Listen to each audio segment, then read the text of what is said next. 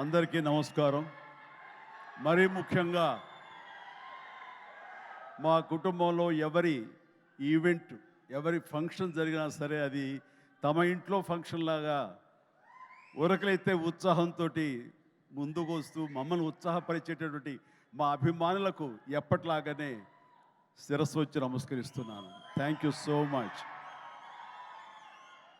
ఎప్పటికప్పుడు మీరు చూపించే ఉత్సాహం మమ్మల్ని ముందుకు నడిపిస్తుంటుంది. ఆ రకంగా మరొక్కసారి ఇక్కడున్న ప్రతి అభిమానులకు, అలాగే టీవీల్లో వీక్షిస్తున్న ప్రతి అభిమానులకు హృదయపూర్వక నమస్కారాలు తెలియజేస్తున్నాను. నేను నాలుగైదు రోజుల క్రితం అమెరికాలో ఉన్నాను. అక్కడికి ఒక మెసేజ్ వచ్చింది వరుణ్ తేజ్ నుంచి. డాడీ నీతో ఏదో మాట్లాడాలి అని. సరే, అప్పట్లో డే అండ్ నైట్ రివర్స్ అవటం మూలంగా టైమింగ్స్ కుదరలేదు, మాట్లాడలేదు. జనరల్గా మాట్లాడాలి అని ఎప్పుడు మెసేజ్ పెట్టాడు. అనుకుంటే వచ్చేస్తాడు, నేను ఊళ్ళో లేను కాబట్టి తను రాలేకపోయాడు, మెసేజ్ పెట్టాడు. ఏమో పెద్ద అర్జెంట్ ఉంటే మళ్ళీ తనే మెసేజ్ పెడతాడు కదా అనుకున్నాను. సరే, 3 days బ్యాక్ 2 days బ్యాక్ వచ్చేసిన తర్వాత మళ్ళీ ఫోన్ చేసి రావాలంటే ఏమై ఉంటుందని నాకు, ఎందుకంటే ఈ పిక్చర్ రిలీజ్ అవుతుంది, దీనికి ఒక ఈవెంట్ జరగబోతుంది అన్నది మైండ్లో లేక సరే రా అన్నాను. ఇలాగా మా ఫంక్షన్ జరుగుతుంది, ఈ సినిమాకి నువ్వు ముఖ్య అతిథిగా రావాలి. నాకు తెలుసు నిన్ను బయట వాళ్ళు పిలుస్తారు, నువ్వు వెళుతుంటావు, కొంచెం ఎంతో కొంత ఇబ్బంది ఉంటుంటుంది, అలాంటి ఇబ్బంది నీకు కలుగ చేయకూడదని చెప్పేసి ఎప్పుడు నేను అడగను. ఎప్పుడు ముకుందాకు వచ్చావో, తర్వాత ఇంకో దానికి వచ్చావో లేదో, అంతేగాని మళ్ళీ నాళ్ళ తర్వాత నువ్వు వస్తే బాగుంటుందని. ఎందుకంటే నీలాంటి వ్యక్తి, ఇంత గొప్ప హీరోస్, మన బార్డర్లో ఫైట్ చేసేటువంటి హీరోస్ మీద ఒక సినిమా చేస్తున్నప్పుడు దాని గురించి 10 మందికి తెలియజెప్పేలాగా, 10 మంది మోటివేట్ అయ్యేలాగా మీరు కనుక ఆ ఫంక్షన్లో పార్టిసిపేట్ చేస్తే ఆ యొక్క రీచ్ వేరు, రండి అని చెప్పేసి పిలిచిన వెంటనే ఇది గొప్ప అవకాశం నాకు. అది నేను రావడం వాళ్ళకి అవకాశం కాదు. ఇలాంటి గొప్ప సినిమా గురించి, ఇలాంటి గొప్ప హీరోల మీద తీసే సినిమా గురించి, మన బార్డర్లో ఉండే మన కోసం, మన రక్షణ కోసం, మన సరిహద్దులో ఫైట్ చేసేటటువంటి వారియర్స్ గురించి ఇలాంటి సినిమా తీసినప్పుడు దాని గురించి 4 మాటలు చెప్పడం అనేది నాకు దక్కినటువంటి గొప్ప అవకాశంగా నేను భావిస్తుంటాను. అలాగా ఈ ఫంక్షన్ రావడం అనేది నాకు నిజంగా చెప్తాను చాలా గర్వంగా ఉంది. సో ఇందులో ఉండే పాయింట్స్ ఏమిటి అన్నప్పుడు, నాకు ఎప్పుడైతే పుల్వామాలో జరిగినటువంటి ఈ టెర్రరిస్ట్ అటాక్ ఉంది, అది ఒక బ్లాస్ట్ అయ్యి 40 మంది సిఆర్పిఎఫ్ వాళ్ళు చనిపోవటం చూసాము. ఇందాక లాస్ట్లో నేను లాంచ్ చేసిన సాంగ్లో చూసినప్పుడు నాకు ఆ విజువల్సే కనిపించాయి. ఎంత హృదయ విదారకంగా ఉందంటే, సినిమాల్లో మనం కొంతవరకు చూపించగలం, నిజంగా నిజ జీవితంలో ఎంతమంది ఎంత హృదయ విదారకమైనటువంటి పరిస్థితి. అలాంటి ఫ్యామిలీస్కి, వాళ్ళకి ఆ చనిపోయిన వాళ్ళకి నివాళులు అర్పించేలాగా ఒక ప్రతీకారం తీర్చుకోవాలనే కక్షతోటి మన ఇండియన్ ఎయిర్ ఫోర్స్ చేసినటువంటి పెద్ద సాహసం, చేసిన యుద్ధమే ఈ cinema. If I'm right, I'm right, yeah. So అది సరిగ్గా నేను అవును వరుణ్, నాకు అక్కడ ఒక్కసారి ఈ వ్యాలంటైన్స్ డే ఏంటి, ఏదైనా రొమాంటిక్ టచ్ ఉందా ఏంటి, ఇందులో ఏదైనా సినిమాని కమర్షియలైజ్ చేశారంటే లేదు. February 14th నాడు ఈ సర్జికల్ స్ట్రైక్ చోటు చేసుకుంది. కాబట్టి దానికి సినిమా పరంగా మేము పెట్టుకున్నటువంటి ఈ పేరు ఇది ఆపరేషన్ వ్యాలంటైన్స్ డే అని చెప్పేసి. వెరీ సెన్సిబుల్గా ఉంది, బాగుందని అన్నాను. ఆ తర్వాత ఈ సినిమా గురించి తను మాట్లాడుతూ, first of all Shakti Pratap Singh director. So అతను Rajasthan, you belong to Rajasthan? Yeah, he belong to Rajasthan. So అక్కడి నుంచి వచ్చినటువంటి యువకుడు, ఎంతో ఎంతూజియాస్టిక్ యువకుడు అనమాట. సో ఇక్కడ తెలుగులో అవకాశాలు బాగుంటుంది, కొత్త డైరెక్టర్స్ ఎంకరేజ్మెంట్ బాగుంటుందనే ఉద్దేశంతో ఇక్కడికి వచ్చాడా ఏమో తెలియదు. కానీ అతని గురించి నేను తెలుసుకున్నప్పుడు, అతను కేవలం ఒక కమర్షియల్ సినిమా చేసి కమర్షియల్ డైరెక్టర్గా పేరు ప్రఖ్యాలు సంపాదించేసుకుందాం, తెలుగులో డబ్బులు ఎక్కువ ఇస్తారు కాబట్టి ఇక్కడ ఉండిపోదాం, స్థిరపడిపోదాం అనే ఉద్దేశంతో రాలేదు.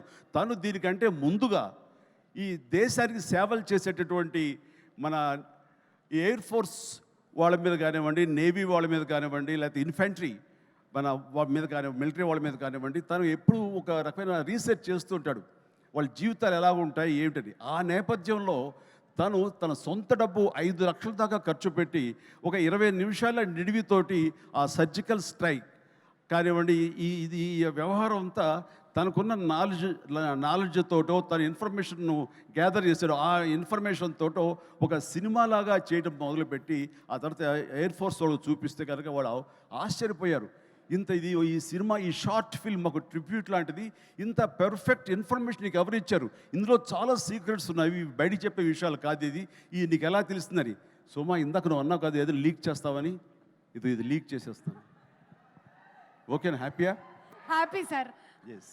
ఇది ఎవరు చెప్పరు, సినిమా కూడా చూపించారు, అందుకు చెప్పేస్తాను. సో ఎయిర్ ఫోర్స్ వాళ్ళు ఈ సినిమా చూసి, ఆ చిన్న సినిమా చూసి ఇది ఇంకెప్పుడు తీయొద్దు ఇట్లాగా అన్నారు. ఏంటి అన్నారు.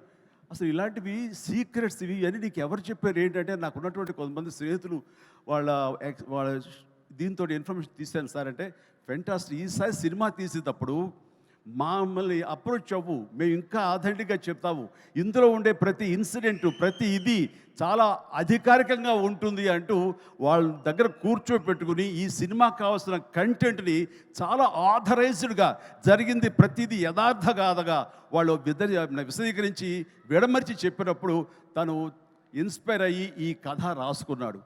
దీనికి కమర్షియల్ హంగులు ఎలాగో ఉంటాయి మిమ్మల్ని అందరినీ ఉత్సాహపరచడానికి.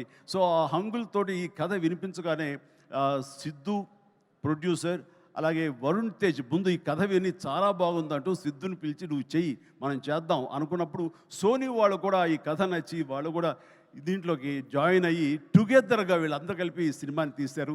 ఇది ఆద్యంతం చాలా చాలా బాగా వచ్చిందని చెప్పేసి నేను వాళ్ళు చెప్తుంటే కనుక ఐ ఫెల్ట్ వావ్, ఇలాంటి సినిమాలు ఆడాలి. ఎందుకంటే మనం ఎంత సరే దేశభక్తి మనకి ఎంత ఉన్నా సరే ఇలాంటి సినిమాలు, ఇలాంటి కథాంశాలు వచ్చినప్పుడు ఒక తెలియని ఒక ఉప్పొంగిపోతుంది మనకి దేశభక్తి. అంటే మనం సాధారణంగా చూడండి, ఇంట్లో జనగణమన పాడగానే వినపడగానే మనం లేచి నిలబడిపోతాం. అది లోపల ఉన్నటువంటి భావాన్ని బయటికి వ్యక్తీకరిస్తుంది, బయటికి తెలియజేసేలాగా మనం మనోగతం అంతా ఒక ఉప్పెలా ఉప్పొంగుతుంది. సో అలాగా ఇలాంటి కథలు వచ్చినప్పుడు ఖచ్చితంగా మనం రొమాంటిక్ సినిమాలు, ప్రేమ సినిమాలు, యాక్షన్ సినిమాలు చూస్తుంటాం, వాళ్ళని ఆదరిస్తుంటాం, వాళ్ళకి డబ్బులు ఇస్తుంటాం. కానీ ఇలాంటి సినిమాలు మన కోసం చేసినప్పుడు, ముఖ్యంగా యూత్ ఇలాంటి సినిమాలు చూడాలి. మన కోసంగా చలిలోనూ అక్కడ నిద్రాహారాలు లేకుండా ఏడారుల్లోనూ ఎలాగ కాపు కాస్తారు, ఎలాగ మనం రక్షిస్తారు అనేది ప్రతి ఒక్కళ్ళు చూడాలి. ఎందుకంటే ఈ సినిమా చూడటం అనేది మీ వినోదం కోసం ఒక పక్కన పెడితే, ఈ సినిమా అనేది ఒక ఎక్స్పీరియన్స్ అని మీరు పక్కన పెడితే, ఈ సినిమాకు సంబంధించినటువంటి అలాంటి రియల్ హీరోస్ వాళ్ళకి ఒక సెల్యూట్. ఈ సినిమా మనందరం చూడాలి, చూసి తీరాలి. అండ్ ఆ రకంగా ఈ సినిమాని ఎంతో రీసెర్చ్ చేసి చాలా ఆథెంటిక్గా తీయగలిగాడు అది శక్తి ప్రతాప్ సింగ్. సో అలాంటి శక్తిని నేను మనస్ఫూర్తిగా అభినందిస్తూ, ఇక్కడ ఇంకొక విషయం, శక్తి మన తెలుగు పరిశ్రమకి ఇంకొక చక్కటి మెసేజ్ ఇచ్చాడని నేను భావిస్తాను వ్యక్తిగతంగా. ఈ సినిమా రిలీజ్ తర్వాత హిట్, సూపర్ హిట్ అవుతుంది వేరే విషయం. బట్ ఈ సినిమా రిలీజ్కు ముందే హిట్ అయ్యేలాగా తను చేసినటువంటి ప్రొడక్షన్ వాల్యూస్ అంతా ఇంత కాదు. ఎందుకంటే ఈ సినిమా కేవలం 75 డేస్లో తను తీయగలిగాడు. అలాగే budget with in the rich, చాలా తక్కువ బడ్జెట్లో, రీజనబుల్ బడ్జెట్లో చేశాడు. ఎవరైనా ఈ సినిమా చూస్తే కనుక, ఈ రిచ్నెస్ చూస్తే కనుక, ఆ ఎక్విప్మెంట్ కానీ, ఆ ఫ్లైట్స్ కానీ అవన్నీ కూడా ఫ్లై అయ్యేలా తీశారంటే అది నిజంగా వాళ్ళు విన్నటువంటి బడ్జెట్లో అది ఆషామాషి విషయం కాదు అది. సో ఆ రకంగా సినిమా రిలీజ్కి ముందే తను సూపర్ సక్సెస్ అయ్యాడు శక్తి అని నేను మనస్ఫూర్తిగా నా అభినందనలు తెలియజేస్తాను. ఇది చాలామందికి ఒక మోటివేషన్ అవ్వాలి, చాలామందికి ఇది ఇన్స్పిరేషన్ అవ్వాలి. సో డబ్బు ఖర్చు పెడితేనే కాదు రిచ్నెస్ వచ్చేది. రిచ్నెస్ ఎలాగొస్తుందంటే మన థాట్ నుంచి వస్తుంది.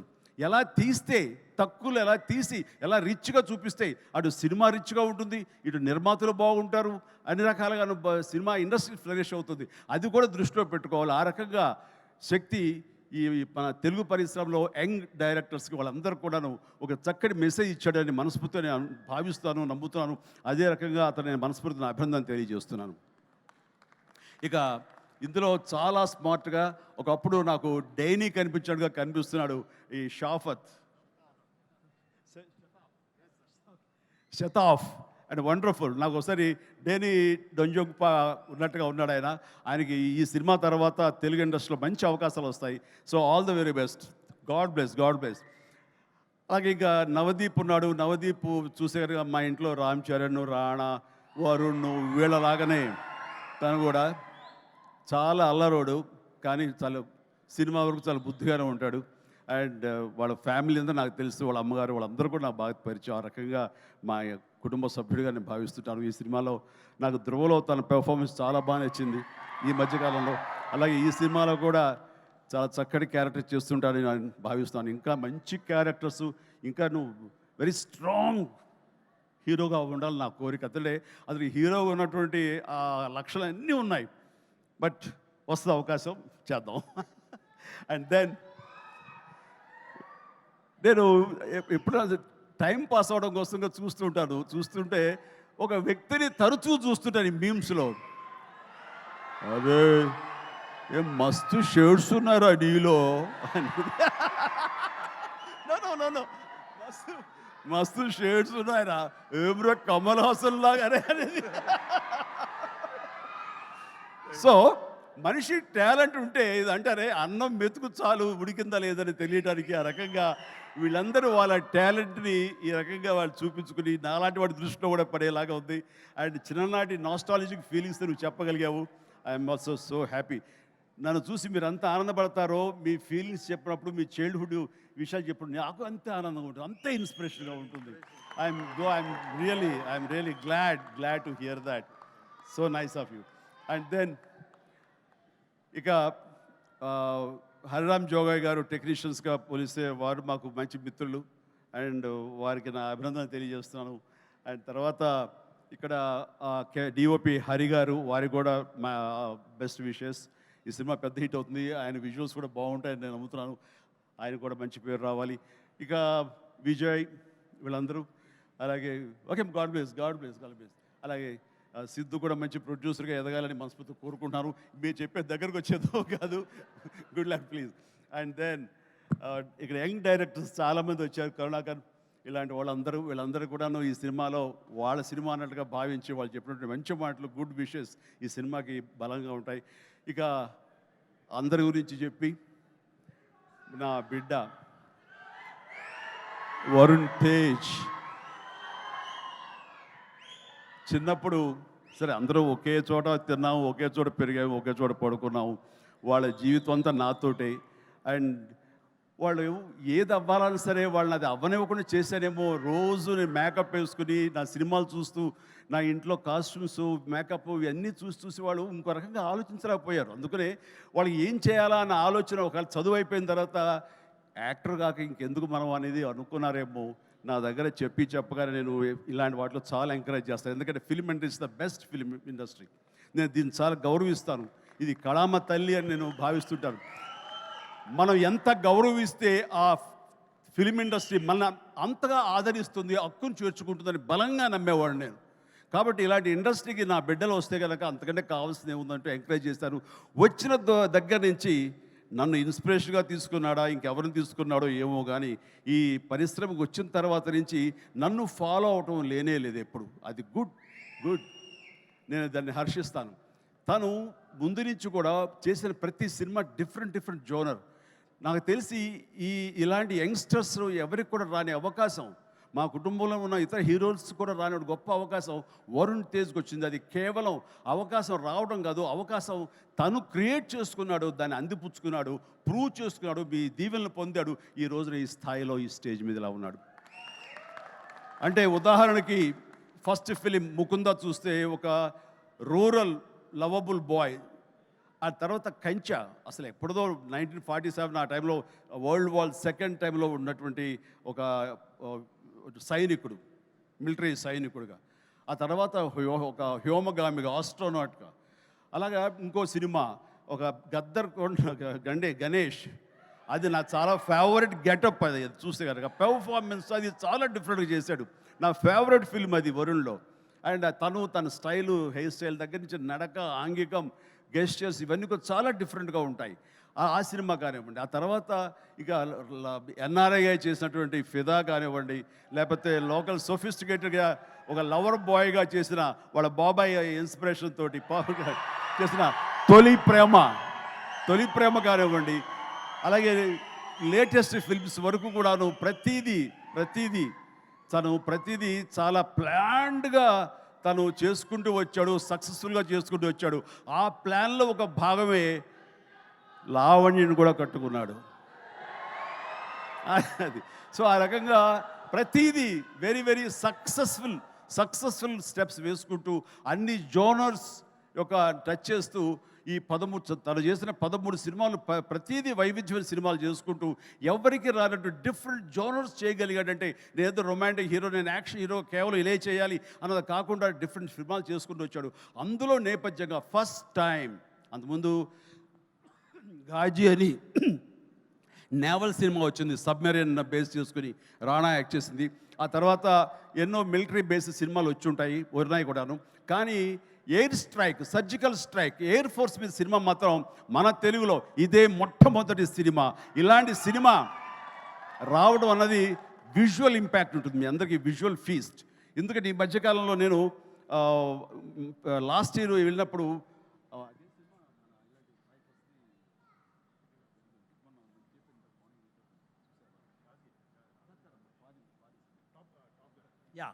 టాప్ గన్ సినిమా చూశాను. టాప్ గన్ సినిమా చూసే ఇంత బాగా మనం చేయగలమా, ఎంత బాగా చేశారు అండ్ అంటూ నేను చాలా ఆశ్చర్యపోయాను విజువల్స్కి. అది 1 year బ్యాక్ చూసిన సినిమా అది. ఈరోజు చూస్తే కనుక మనలో మన తెలుగు వాళ్ళు, మన వరుణ్ తేజ్, మన సిద్ధు, మన శక్తి, వీళ్ళందరూ కలిపి అలాంటి సినిమాని ఇక్కడ ఈజీగా చేసి అవతల పడేశారంటే టాలెంట్ అనేది ఎవడబ్బ సొత్తు కాదు, మనం కూడా ఆ స్థాయిలో ఉన్నాము.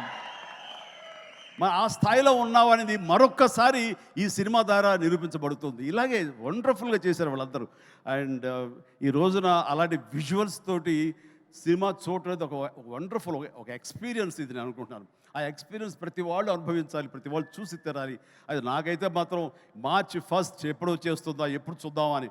అన్నీ కుదిరితే కనుక ముందు రోజు చూపిస్తానని భావిస్తాను నేను. ఓకే చూద్దాం. బట్ ఇలాగా ఈ సినిమాకి పనిచేసేటువంటి ప్రతి ఒక్కళ్ళు, అలాగే మ్యూజిక్ అవకాశం ఎంత ఉందో తెలియదు కానీ మంచి RR తోటి అద్భుతంగా చేయగలడు mayor, Vicky J mayor. And of course ప్రతి ఒక్కరికి ప్రతి టెక్నీషియన్స్కి నా హృదయపూర్వక అభినందన తెలియజేస్తూ ఈ సినిమా పెద్ద హిట్ అవుతుంది. ఈ సినిమాని హిట్ చేయటం అనేది తీయటం వరకు వాళ్ళ బాధ్యత. హిట్ చేసి ఆ రకంగా మన సైనికులకు నివాళులు ఇవ్వాల్సింది, ట్రిబ్యూట్ ఇవ్వాల్సినటువంటి బాధ్యత, వాళ్ళకి సెల్యూట్ చేసిన బాధ్యత మనందరి మీద ఉంది. జై హింద్.